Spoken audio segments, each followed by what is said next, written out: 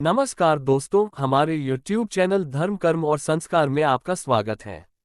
आशा करते हैं आप और आपका परिवार खुशहाल और सुरक्षित होंगे।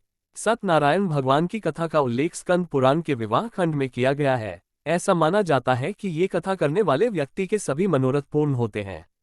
साथ ही यह कथा अनेकों प्रकार से अपनी उपयोगिता भी सिद्ध करती है। भगवान सत्यनारायण की कथा से समाज के सभी वर्ग को सत्य की शिक्षा मिलती है। पूरे भारत में इस कथा को पूर्ण भक्ति भाव से करने वाले अनगिनत लोग हैं, जो इस कथा और व्रत के नियमों का पालन करते हैं।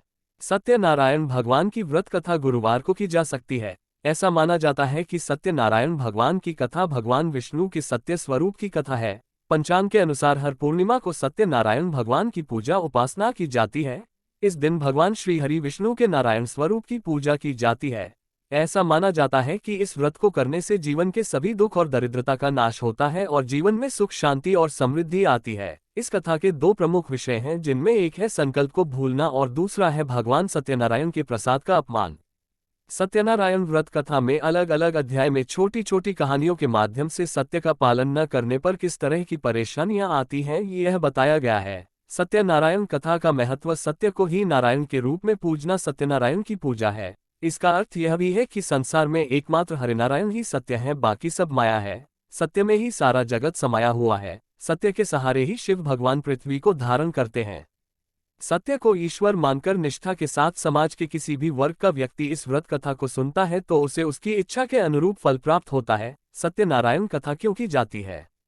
पौराणिक कथा के अनुसार एक बार भगवान श्री हरि विष्णु शिव सागर में विश्राम कर रहे थे। उस समय नारद वहां पधारे। नारद को देख भगवान विष्णु ने उनसे पूछा कि हे महर्षि, आपके आने का प्रयोजन क्या है?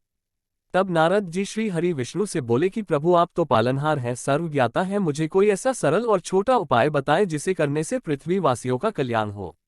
उनकी बात सुनकर भगवान विष्णु बोले, हे देवर्षि, जो व्यक्ति सांसारिक सुखों को भोगना चाहता है और मरणोपरांत स्वर्ग जाना चाहता है, उसे सत्यनारायण पूजा अवश्य करनी चाहिए।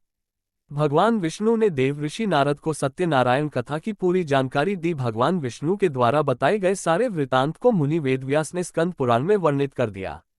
इसके बाद सुखदेव मुनि द्वारा ऋषियों को इस व्रत के बारे में बताया गया और सत्यनारायण कथा का व्रत जितने भी लोगों ने किया, जैसे बूढ़ा लकड़हारा, धनवान सेठ वाला और लीलावती कलावती, इन सभी की कहानी सत्यनारायण कथा का भाग बनी। भगवान सत्यनारायण की कथा सुनने के साथ साथ ओम श्री सत्यनारायणाय नमः का 108 बार जप करें। आशा करते हैं जानकारी आपको पसंद आई होगी। दोस्तों, वीडियो अच्छी लगे तो लाइक शेयर करें और चैनल को सब्सक्राइब जरूर करें। धन्यवाद।